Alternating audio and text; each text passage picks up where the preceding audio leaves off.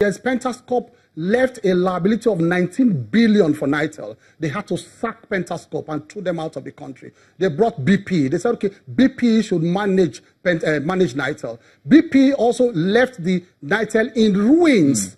Before finally Obasanjo and his cronies and company, they used this, what's it called, Transcorp, to finally shred Nitel to pieces, and all the assets of Nitel were sold. That is just one example. The time will not allow us to see the disaster of an Atiku presidency we are going to see. And Mr. Keyamo, in fairness to the administration of former President Olusegun Obasanjo and Vice President Atiku Abubakar, one of the major successes of that administration was in the telecoms industry.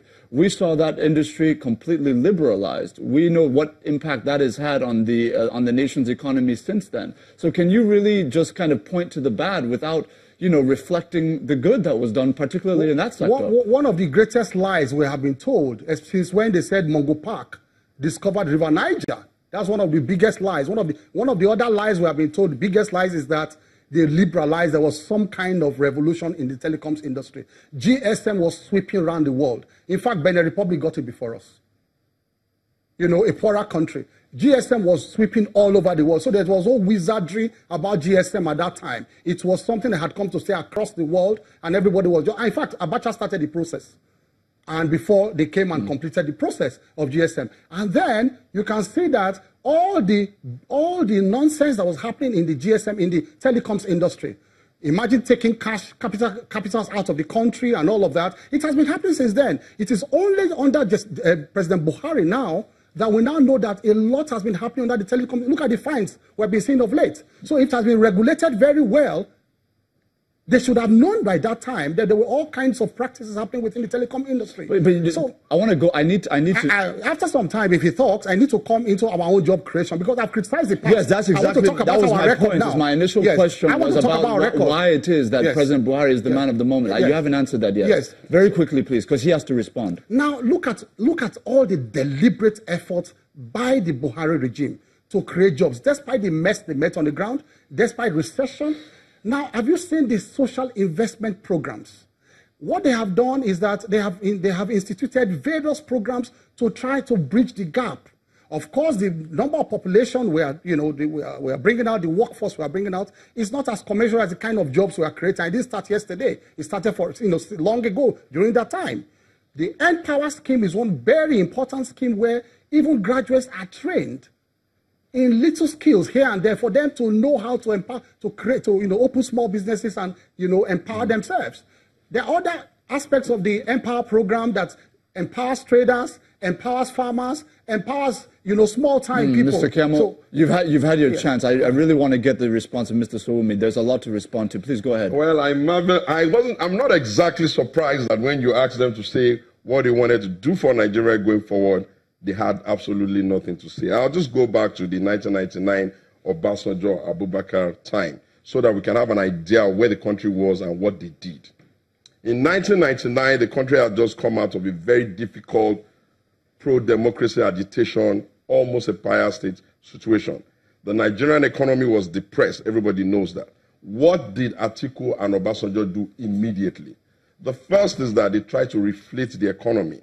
And that was when you started having increase in salaries for teachers and you could buy cars and all of that, and we grew the economy. The second was that they started to introduce policies that could endure.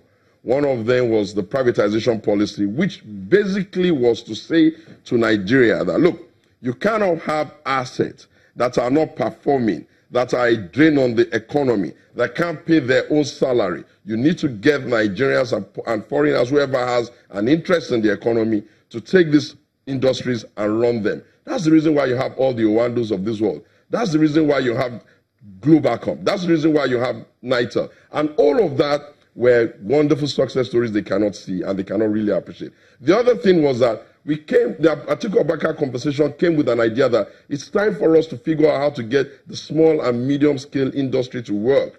We created the banks that were giving them loan. We created a lot of facility. We created a framework that has produced a lot of small businesses running the economy. You know what I think we did? We figured out that Nigeria was doing procurement at a price that was higher than everybody else in the world. We didn't start jumping around like cowboys, insisting on shaming the whole country. No, we did the Procurement Act to ensure that the price at which we buy things across board was consistent with what the budget was doing. Do you know what other thing we did? We found out that Nigeria could not even get certified. That meant that we couldn't write a letter of credit and allow other countries to respect it. You needed to bring the actual physical cash to solve that problem. Rather than start saying all Nigerians are corrupt, the military is corrupt, the country is corrupt, even the unborn generation are corrupt, we created EFCC, we created ICPC, we created institutions that can solve the problem. Did we solve every problem we had intended to solve, or was the privatization idea a capsule that would make every company successful and every buyer? Obviously, that's not how it's envisaged anywhere in the world. But in the flip side of it, we could have stayed with only NITEL, so that by now people will queue before their friends' houses just to take calls all over the world. You cannot quantify the quantum of growth that has happened in Nigeria just because people now have the ability to communicate. You cannot quantify the amount of financial transaction that takes place in Nigeria now just because under that government again, we were able to start doing electronic money to ensure that there's a bit of financial inclusion. And the icing on the cake was that the economy was growing steadily. And before he comes up with all the caca around the price of oil, the price of oil was very low. It was just in its 20s. And now, right now, whatever argument they're making about fixing the economy is laughable.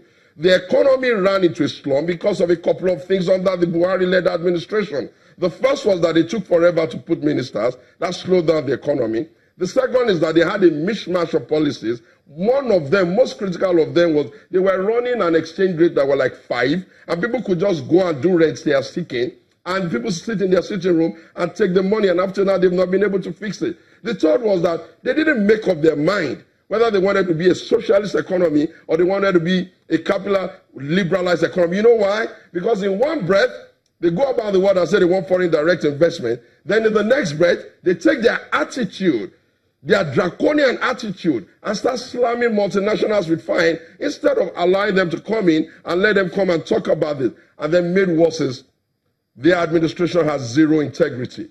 They say one thing in the money, they do another. First, they said that they don't even know the meaning of subsidy. Right now, they can't explain to us who's paying subsidy or who is appropriating it. Then they tell us they're going to do single treasury account, a policy our government started. And now we are finding out that $25 billion is somewhere lost, somewhere in NNPC, all over the place where you turn. All the principal officers of this government are just dipping sleeves. And made worse, made totally worse, is that they really have no care for any section of the country. When they are not calling young people lazy, they're telling the women that their position is just in the bedroom, whatever that meant. When they're supposed to be looking for a nation that can be united, they're running a percentage that doesn't even add up in mathematics, 97-5. Worst is that they go all over the world, shaming the whole country, claiming that Nigeria is corrupt, even applauding other nations who call us fantastically corrupt. There is no reason on the earth for us in a democracy not to boot them out because they don't even know what they're doing. Right, They've been running their ministries. You've said